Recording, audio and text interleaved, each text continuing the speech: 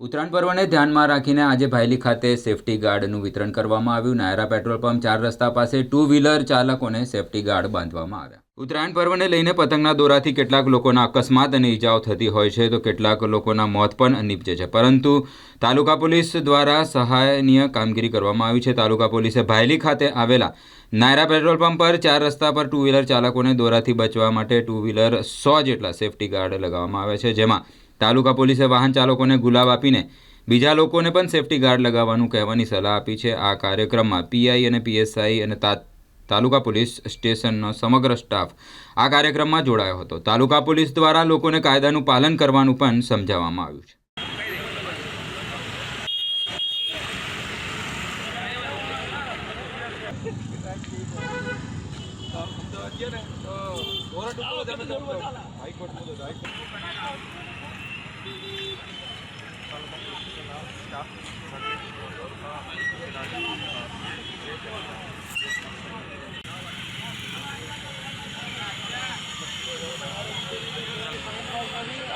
Sir आ बाजू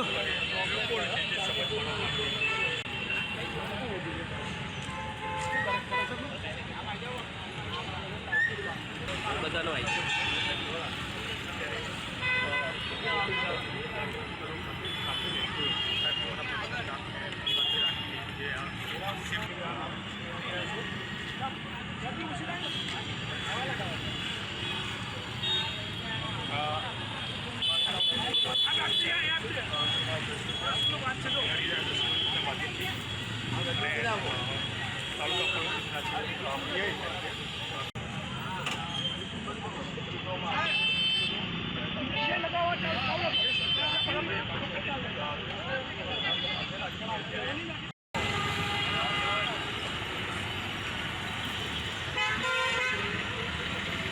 શ્રી સરકાર તરફથી ટ્રાફિક સપ્તાહની ઉજવણી કરવામાં આવી રહી છે અને પૂરા ગુજરાતમાં આની ઉજવણી કરવામાં આવી રહી છે।